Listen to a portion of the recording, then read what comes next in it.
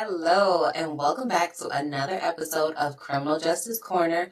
I'm your host, Dr. Jennifer Matthews, and here on Criminal Justice Corner, we give you the real details surrounding a case.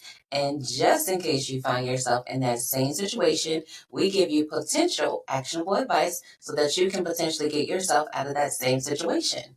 And today, I have with me a very special guest, Marybeth Shrudder. And today, Mary Beth is going to tell us her harrowing story. But first, Mary Beth, can you tell us a little bit about yourself? Sure. Well, so I actually was born in the 70s, which I think is where my addiction stuff started, to be honest Okay. with you. So I'm 50 years old, and in the 70s, things were a little bit different. Like, we didn't have, there was like nobody talking about therapy, anything like that. And, I think a lot of addiction for people starts when they're in their childhood. You know, the, Absolutely. as you've probably heard, the first 7 years are super important, and we're getting all these patterns and subconscious programming and all this stuff that's just like sticks with us for life. Yes. I mean, we can work on that, and that's part of what I help people do now. But back then, my parents divorced when I was 5, and a lot of people don't consider that a trauma, but it is And a it trauma. is. It's It for, totally for a is a kid. trauma. Yeah, and when I was 5 in the 70s, like, I remember my dad just like walking out being like, "Hey, I'm not going to live here anymore." I was playing with a ball in the driveway. Like, I remember it like it was yesterday. I remember being 2 and No way. moving. I do, cuz we moved. Like, when something significant happens, I think it sticks better. But Definitely. yeah, I remember moving, and I know that we moved when I was 2. So, I mean, that's probably it's it's not traumatic, but it's stressful for a kid, I think, to move. But anyway, yeah, and there wasn't really any talk about it. It was just like, Okay. "Hey, Let's I'm not going go. to live We're here moving. anymore." Yeah, bye. Well, the moving thing I don't remember, but the divorce, my dad was just like, "I'm not living here anymore." And then my mom, there was no talk sitting down like as a family like we would do today. It would be something, but just suddenly my dad's gone, and I didn't really see him that much after that. So I developed like this abandonment wound, which Right. leads to this anxious attachment style. And I just had generalized anxiety as a kid, and my mom knew, because anytime she left the house, my little brain was like, well, if a dad can leave, then my mom can leave too, Of right? course. So That's logical. yeah, and that was something that didn't occur to me until the divorce, so that's the traumatic part. And then, like, every time she left, like, when she would go to work, I would call her just to make sure she was still there and make sure, like, That she was coming back. coming back, I thought she was gonna abandon me or get in a wreck. I thought she was gonna die. I No. was just very aware of how not independent, how dependent I was Okay. on I was like, "Shit, if she leaves, I'm in trouble." So, so I just had that abandonment wound and generalized anxiety, which led to, I had my first drink of alcohol at 11 years old, which is crazy, Where did but you get alcohol at I 11? know. Well, my mom, links were different back then. My mom let me go on vacation with a girlfriend, and at 11, we were like probably 11 going on 12. Her parents were kind of lenient, laid back, and they just left. They didn't say, "Here, you can have alcohol," but they left it on the counter at the condo, and we were like, "Want to try some?" And we just made some concoction. Who knows what No way. we did. The key here is that I remember thinking, "Oh my goodness, I feel so good." Like, it was the first What? time, because I never experienced having no anxiety before. It took away Okay. all my anxiety, and that's why a lot of us start drinking, is because social anxiety, Yes. or it's a social lubricant, right? But I just Yes. had generalized anxiety ever since that divorce, right? And so that's like 6 years of just being, my nervous system dysregulated, and my heart always racing, my mind always racing. Like, I was in that state of, So it numbed that for you. it was the first time I felt numb from that and relaxed, and I'm like, so that's a red flag. I'm like, well, this is my answer. This is You're my, like, this is my new medication. solution, my exactly. I was Solution. self-medicating. And it's Yeah. important to keep that in mind. We're talking about, you got this true crime podcast. Like, for Yes. me, I think, like, although I was arrested later and things like that, we'll get into that later. But for me, I think, like, addiction is too criminalized, because a lot Yes. of it is, we're just dealing with childhood wounds. It's stigmatized, it's criminalized, when people just really need help, because what we're really doing is like looking to feel better. We innately know we're Yes. supposed to feel good and we don't feel good. We want relief. So we're seeking relief. Like In had the I had wrong way. therapy, yeah, had I had therapy and been like, okay, well, here are ways to manage your thoughts and emotions. And it didn't happen, right? It's like, No. you're on your own, kid. But yeah, I mean, the 70s were rough for everybody. It wasn't just me. I think we kind of raised ourselves. Like there's a lot of latchkey kids. My mom had gone to work after the divorce for the first time, so we were left with these neighbors who did not care about us. It was like she was collecting the money from my mom. That's it, right? We were neglected big time. Like I remember being hungry all the time No. and asking like, "Can I have something to eat?" And she didn't feed us. And then my mom would get home pretty late. And I think that's when that imprint, like, because I also got into food addiction. I What? think because I So remember being like alcohol so hungry, addiction. food So alcohol addiction, addiction, food and then addiction. and that anxious attachment style led me to toxic relationship addiction because when you're anxious, you tend to attract certain types like Absolutely. manipulators and avoidance. They can see you from miles away. They know that you're easy to manipulate. That's like a lot of people say, like narcissists and empaths. I was very empathic as a child. I was always able to feel other people's energy, very sensitive. A lot of sensitive people get into addiction just because we feel so much. You feel so much extra and you don't want to feel. It's like it's overwhelming to feel that, so you're just always looking for stuff, whether it's food. I mean, honestly, the addiction list, when you think about it, even over, and this is what I learned from my practice. I've been a coach for 7 years and I help people a lot with addiction because I learned in doing my practice, most problems at the root cause, at the bottom somewhere, there's some sort of addiction that we Right. need to figure out. Like it might be overthinking, it might be negative thinking, because think about it, Yes. one thought leads to another that's similar. I also teach law of attraction, which some people might think is woo woo, but thoughts lead to other thoughts that are similar. We'll put it that way. They're Yes. on the same frequency. And, like I was diagnosed with OCD, ADHD, anxiety, depression, all this stuff. I really just needed help. You know, I didn't understand that I was in this anxious state. I didn't Mm-hmm. understand that how to manage those emotions, how to manage those thoughts, and I had to do all this work, all this shadow work, which is basically going through all that in the past, accepting all the rejected parts of ourselves that we try to shove down with by numbing out. And then I learned, well, you can't really, and I didn't learn this stuff till I was an adult, right? Right. And that's why I like to help people. And I have some clients that are teenagers even, and that's like perfect because they don't have as much programming as we have as adults. So they're Exactly. actually easier to coach, to be And honest with you. moldable, actually. Yeah, because we don't have to get through all those programs, like bad programming that we had. But yeah, it's just it just when we numb ourselves, that's what we're doing. We're numbing out. Right. It could be Netflix. It could be shopping. Like we're gonna buy that next thing this is gonna Yes. fill my void. This is gonna fill Retail my therapy, void. we call it. Woo! Women, we call it Oh, retail therapy. we call it that, yeah, don't we? And I mean, like I used to do this, and so do some of my friends. But like when I was married, I'd be hiding stuff in the trunk for a while because I didn't want to bring it all in. Like my husband would have been pissed off how much money, and my friends do it too. Like we're like London, like you don't want to bring all of that in at once. That's shopping. No. You're right. So yeah, I had that addiction as well. Work addiction, work's a huge one, and people I'm don't think it's addicted a to big work. deal. I'm Well, if totally you have addicted a to work. family and kids and things like that, it really affects them. So, Yeah. and people don't make a big deal of it, but like I have clients who are trying to get over work addiction because it destroyed their family and their wives are divorcing them. Usually it's men. Yes. But I also had the work addiction thing too, Hmm. especially when I started doing what I'm most passionate about. Then you don't feel like it's work, so it's easy to get, carried Caught in away. the minutia. You're like, Yeah. no, I have to do this. I'm being successful. It's working. And Right. everything We else falls hustle, by the hustle, wayside. hustle. Yeah. Yes. And I think what I've learned, especially through like law of attraction and things like that, is getting into alignment, we get so much more done than hustling. And Yes. it's a very interesting switch in your brain to make. But I mean, even sports is an addiction for some Yeah. people Oh, that yeah. affects families. Netflix. Of course, we know gambling, pornography is destroying families, Absolutely. destroying families. Men don't know anymore. Like it's not only men that watch pornography, True. but True.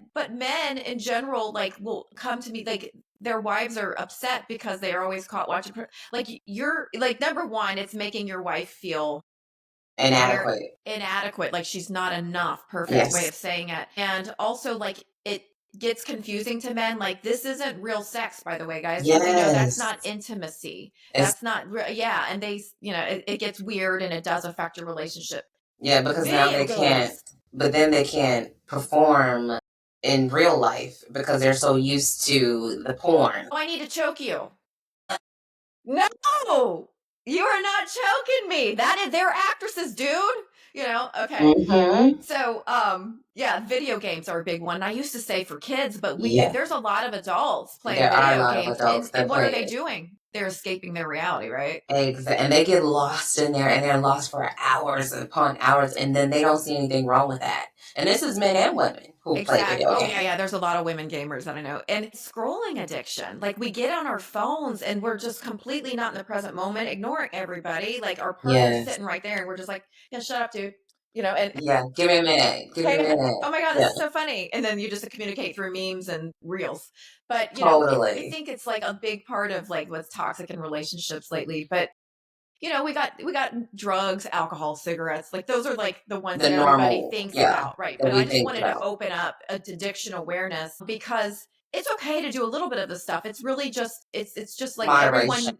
everybody needs to look at themselves and be like, okay, like how much is this affecting me in a negative way. And Yeah. that's a really good thing, is if you can't take a week off of something, like it freaks you out and you just can't, you got to keep going back to it.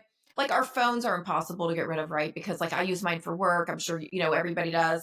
We can't just like put our phones away, but we can time it. Like, I put my phone in another room sometimes, Yeah. because ding ding ding, and I'm really, I hear those notifications. I've got the addict brain, right? So Yes. it's hard for me. So I know what I need to do. We need to all figure out for ourselves personally what's really affecting us in a negative way. Yes. And it's self-awareness. And self-awareness is the first step, right?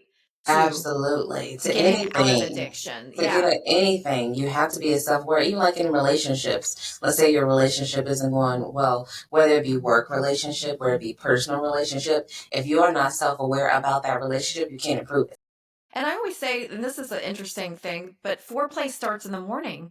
Like, in a relationship, people think everything's just going to be so they're the guy's like, oh, we're going to have sex.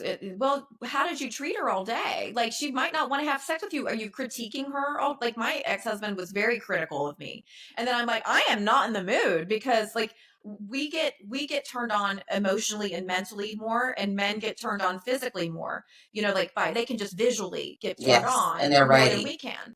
Yeah. And we need that mental stimulation, that emotional support. We need to feel safe. And if someone's, doing that to us all Like day, poking, poking, poking, poking, and poking. and women can nag men in the same way, like, to where, Absolutely. yeah, so it goes both ways. But that's why I say foreplay starts in the morning. The way we treat each other, men need to feel really appreciated and respected. They Yes. need to feel that. And a lot of times women take them for granted. I did it Totally. myself in the marriage. I did it myself. Like, I didn't say out loud things that I did appreciate, there, because, I'm getting critiqued, so it's difficult to compliment someone Yes. when Yeah, you're because getting you feel critiqued. because you So it's feel this attacked. dynamic. Yeah, Yeah, you feel attacked. it's a toxic dynamic. Like, we need to Mm-hmm. feel like we're with our best friend. If we're in a Always. relationship where we feel like we're with our enemy, and someone's always trying to hold us back, hold us down, there's a lot of jealousy and drama. That's toxic. Now, there's going to be some of that, but this is like going to be the toxic thing. You feel like you're on a roller coaster ride. Mm-hmm. You feel like you're walking on eggshells, like you're afraid to even, it's unpredictable. You're afraid to Right. even say things sometimes. You don't feel safe. That's something that you can't, like, I have helped couples, and I have seen many times people change, but both partners need to be willing and able to have this conscious relationship. They have to both. It's an effort. And people think, in the beginning of relationships, we put all of this work in, and then we Yes. start to take each other for granted. And I'm like, if ever, and I know this is impossible, but if we all treated our partners the same way we did in the beginning, there'd be no divorce. Exactly. There wouldn't be. We don't do that. Life gets in the way, and I get it. I'm not making anyone feel bad about that. But, and I was saying, like, I just put all my, into the kids, all of my attention to the Yeah. kids, and just like put my husband on the back burner, right? And, he cheated. There's, It happens. It I totally know, like, happens. if if you don't take care of your husband, there's always somebody else who will. Now, Yeah. getting back to your story at the 11 years old and Oh, you're yeah. drinking, when you went back home to your house and you left your friend who had the liquor, how did that addiction continue? I didn't have access to it. Really, I didn't become a regular drinker until I was like 14. I got this boyfriend who was older, not 21, but it was easy to get alcohol. So I became a regular drinker at 14 for sure, regular. Probably more like 13. So he would supply you with it? Yeah, I mean, it was so easy. Like him, his friends, we would smoke weed. No, Oh yeah, yeah. Like it was very. Oh, I was having sex with him at 14. no. I was reckless. I was reckless, and I had the addict mind. More, more, and more types of thing. Yeah. So some people are good at moderating, and that's not me. Like like it's the same with alcohol as it is with freaking cookies. Okay. Like I don't want just one cookie. Like I want the whole sleeve of cookies. Like this is good. So like there are ways of like I'm over my addictions now, even the sugar addiction, which was crazy tough. That That was has to be. So you're addicted to alcohol, you're addicted to your boyfriend, he's supplying you with all of this stuff. yeah. Then how do you get past that? Like what woke you up, if you will? I didn't. I didn't until my 80s. So my whole life that I was just like, so it's hard to tell.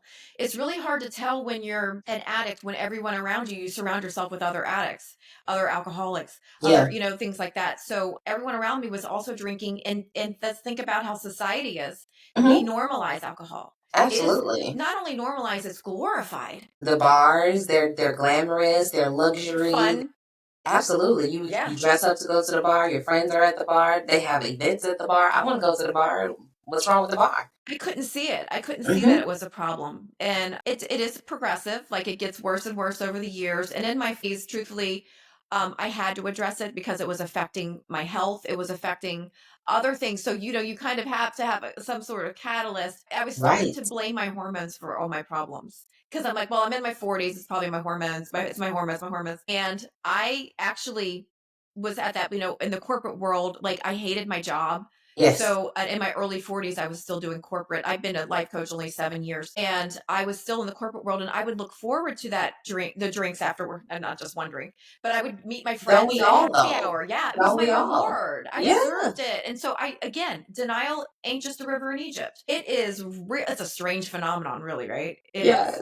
So I'm looking forward to that. And then it got to the point where I'd go have happy hour, and then I'd go stop at the store, buy a bottle of wine, drink that too when I got home. No Right. way. Yeah, so I was drinking a lot. It was affecting my everything, my sleep. It really does affect your sleep, guys. And I didn't know all this stuff until honestly, the more knowledge I got, I was already a life coach, and I started to be able to, once I changed my life, start to create my own reality. Right. Out of the like, look, I hate my job. Well, I'm going to fix it. I have that life coach mentality actually naturally. I was doing all these things to improve my life. It's just the last thing to go was alcohol. So Really? yeah, I was still, and it was probably the first thing that should have gone, but I couldn't see it. I mean, I had a DUI. I had 13 No. stitches in my chin from falling from tequila. Yeah, actually a big turning point was I was already a life coach, or was I? Yeah, I was already a life coach. And I had a client early in the morning, and I told myself I'm going to have 2 drinks that out with a friend In at the night. morning. Oh, the night. No, Okay. at night. Okay. But I did end up having some in the morning, so but yeah, so I ended up overdoing it. I was feeling horrible. In the middle of the night, my heart was racing because what happens is a lot of people don't realize they wake up at 3 a.m. If you've had even one drink, so your body is doing the normal thing by creating stimulants to counteract alcohol, which is a depressant. So Mhm. that's what your body naturally does. So your body starts creating these stimulants the first drink. So even if I only had 1 or 2 drinks, you're still like your body's creating your usual. Like it because it creates it during the first, it doesn't know how much you're going to drink. So like moderation stops working, and that's another thing that happened in my 40s. The moderation didn't work. You've about 4 hours after your last drink, maybe 5 hours at the most, that's worn off. The depressant's worn off, and all you're left with is stimulant. So people are awake in the middle of the night with their heart racing, with overstimulated. And a lot of this didn't start happening to me till my 40s. I was able to sleep through it somehow. The sleep quality sucks even when you drink. So I that happened, and then I had that client early in the morning, like at 8 a.m., Hmm. and I didn't have any alcohol in my house. I didn't keep alcohol at home because I knew better.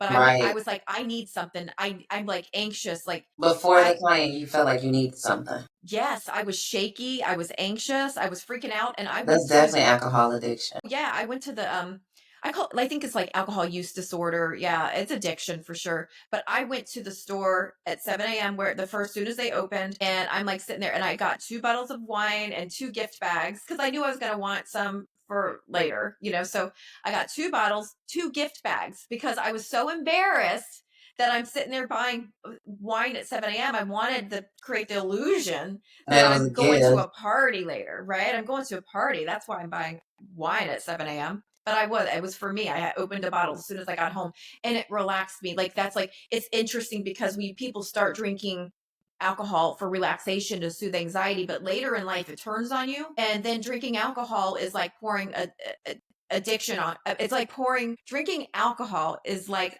pouring gasoline on anxiety. That's what I'm trying to say. Wow. Yeah, it really is. Drinking alcohol is like pouring gasoline on anxiety. So it turns to where the same thing that used to give you, relief, it starts to create anxiety because of those reasons I said, because of those stimulants. It's a chemical reaction in your body. So that happened. The more I started to learn when I was already a life coach. So I've been sober, completely zero alcohol for like 5 years and a few months. Wow. And but like when I started to read, I started to add on a niche for alcohol, for addiction in general, just addiction. Okay. And it wasn't for me. I'm like, I'm going to help other people with their addictions. I still didn't see it. I That it knew was a I'd part of already you too. I'd already gotten rid of the food one when I before I started became a life coach. Already gotten rid of the relationship stuff. That's what I was helping people with. But I still didn't see that alcohol problem. But then when I really started to see that when I was learning and this niche and studying this and reading these books, and I was like, holy crap, this is totally me. Like, Right. then, and I did have a lot more self-awareness than I did when I was younger. So I learned I got to get rid of this because now I'm no longer in integrity. How can I be a life Yes. coach? How can I be a life coach while I'm still battling an addiction? So really, like once I was aware of it, I I didn't quit right away. There was a big story that in between there, but I started doing all of the spiritual recovery stuff that I teach today, and it's not overnight, but you keep Right. doing this stuff and you keep doing it. And I knew too much about the law of attraction. Like I'm self sabotaging. Like once Mm, I made that realization that I have this addiction that I need to conquer, I could no longer have inner peace with drinking. I knew I had to kick it. And I did a lot of things like, well, I'll drink organic wine. That's healthy. no I was way. trying to keep it. I was trying so hard. We lie to That is ourselves. definitely You self-sabotage. have an addiction, you become a little liar in a lot of areas. You lie about things just to keep your addiction. Alive and kicking. Yeah, and to keep that illusion that you're not addicted in your own mind, you lie to yourself. It's self-betrayal as well. You're not just lying to other people. Like I would hide how much I drank. I would drink before I'd go anywhere. No, Yeah, I would pregame because I didn't want someone to see like I already, but I how had much your tolerance level, if you will. yeah, or counting, like Yeah.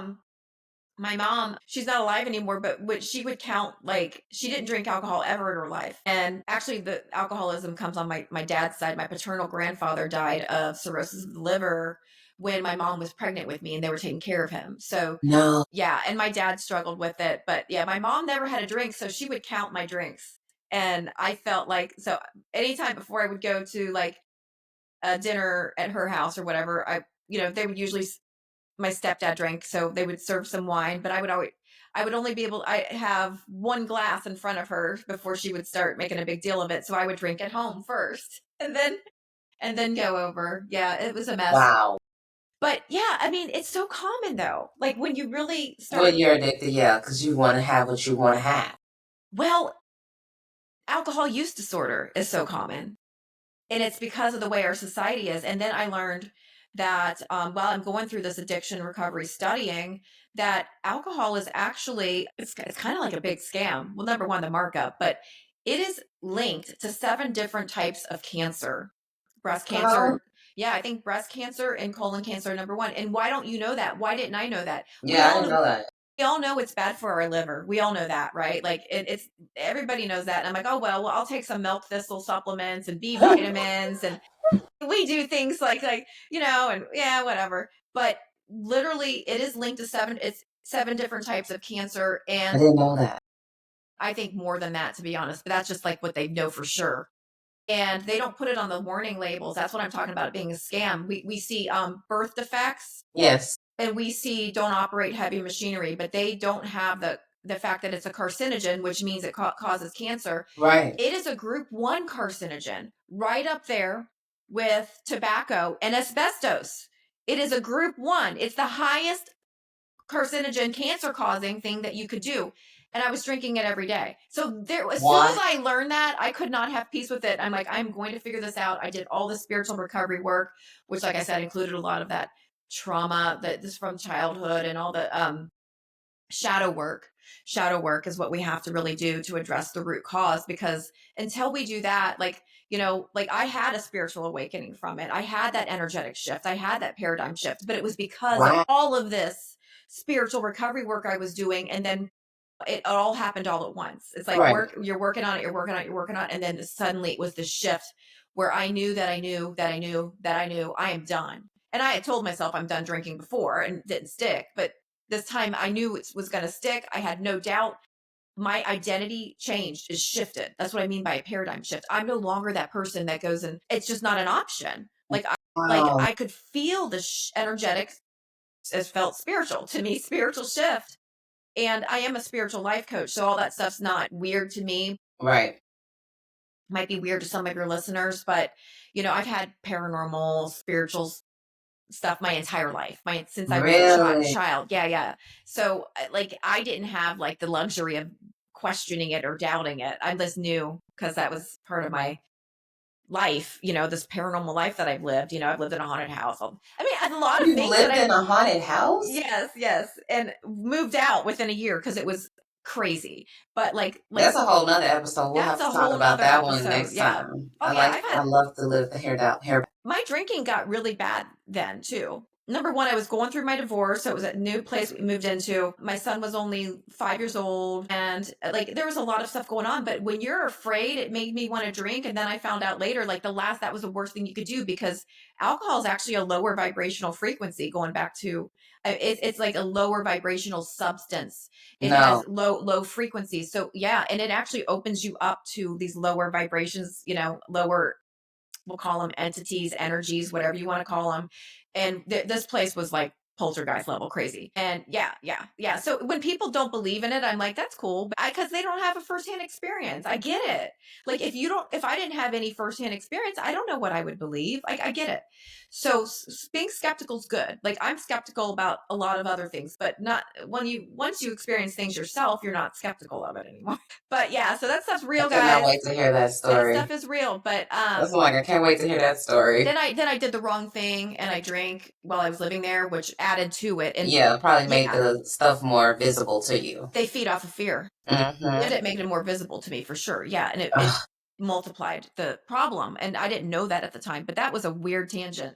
But yeah, in general, that in my phase, I quit drinking right before my 45th birthday. Wow. I'm 50 for a few months now. So like it definitely was a journey. And now like To I know overcome all of your addictions because it wasn't just one. it was so many. Yeah. And knowing like it's really like I'm a controlled addict is what I could call myself. Like Mm. I'm a controlled addict. Like the addict part of me doesn't go away. And there's so many great, beautiful things about an addictive brain. Like I took naltrexone just because one of my friends saw this documentary, and naltrexone is a drug that doctors in the United States will prescribe it for like food addiction. Like you take this pill an hour before you go to a buffet or something, like, Okay. and it blocks the pleasure centers of your brain somewhat. So you Hmm. don't get as much pleasure from what you're eating or So what does it drinking. do? Make your stomach hurt? Turns you off? What does it do? So she saw this documentary, and it's called the Sinclair Method, but the documentary is called One Little Pill. And I think Claudia Christian is the host, and she's calls herself an alcoholic. And she found this method called the Sinclair Method. And so every time before she drinks, she takes this one little pill, naltrexone. And so my friend saw this documentary. She's like, let's try it. But we didn't want to order it in the United States because you're screwed. If you order labeled in the healthcare system that you have a alcohol problem. So if I went to the doctor here and told them like I want to get this because I'm struggling with alcohol, that'd be in my charts. That would be a problem for me to get good health insurance in the future. It'd be a problem with my life insurance. Oh yeah, that stuff. Oh yeah, my brother was, as soon as my brother was diagnosed with anxiety, his health insurance went way up. Yeah, that next time. Yeah, they use those diagnoses and things against you. Yeah. No way. Oh yeah, they do. United States is known for that because we're for profit. You know, our healthcare system is for That's profit. So essentially, we ordered it from India, from a pharmacy in India, and it got to us. It took forever, and tried it. All three of us. I had two other friends who were gonna try to quit drinking. They're we surround ourselves with other people like us, so there were two absolutely we do. closest friends. Yeah. We all wanted to try to quit drinking alcohol. So we took a pill an hour before we drank. And it was the first time in my life I was like, oh my goodness. Like I drank that drink, but it was just like not as pleasurable at all. Like it's, so you feel drunk, but it's just, you don't have that pleasure because it's an opioid blocker, or some people call it an opiate blocker. So it blocks the pleasure centers of your brain. So I realized, so we have bigger reward centers. Addicts brain, we handle dopamine hits differently. Like it's bigger, everything's bigger and more pleasurable. So that's what I'm saying. It's kind of like a superpower if you can know how Wow. to harness it. Yeah. So that's when I was like, oh my gosh, I didn't quit drinking then because but I thought it was a very interesting turning point because I was like, wow, that was the first time that I saw alcohol actually isn't all that. It doesn't have power over me. It's my brain. It's my brain Has the power. that's making alcohol so freaking great. It's really not the alcohol, because all I had to do was take this pill and alcohol was like whatever. And I could understand for the first time how people who have the typical brain could look at addicts as weak. Like, why can't you just stop? And because I was Yeah. like, I didn't need that second drink. I was like, this is so whatever. No wonder you guys don't feel the same stuff that we feel. Yeah. We get more pleasure. Like, that's why it's harder to stop things. So I'm really good at abstinence. And this is something that anyone who's listening can ask themselves. You might be like listening, going, oh my gosh, she's kind of resonating with me. Yeah. Look, check with yourself and be like, if do you have that ability to moderate, or are you good like me? I'm an extremist, so I'm really good at being all in or all out. Like I go balls to the wall with things. I take Right. things completely all the way. No middle. No, so I'm great at abstinence, it turns out. And I don't crave alcohol anymore. It's not in my system. I got rid of the mental and emotional and spiritual cravings through the spiritual recovery work that I do. Okay. And that's like the key right there is It doing that is. work. But because the physical addiction is only 3 days and it's out of your system, then it just becomes the mental, emotional, spiritual stuff. Um, but for instance, I don't crave sugar anymore now that it's not in my body. I abstain from it because sure enough, if I have a cookie, I'm going to want more. Like I Yes. just, and guess what? I don't crave cocaine anymore because it's not in my system. You don't crave things that aren't in your system. It's so we crave what we eat.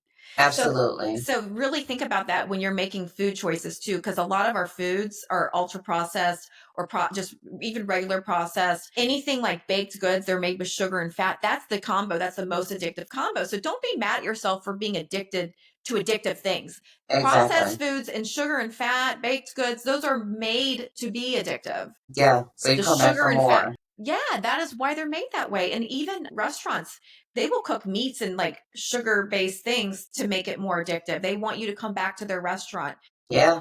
It's very, very interesting. And having the chips before a meal that's on purpose. Like really, it would be better if we had it after, because that the carbohydrates spike your insulin. So if you could have a protein and a fat like before you have the sugar, it actually will help with that insulin spike, because it's really not as much about calories, it's more about how many insulin spikes do we have in a day, Right.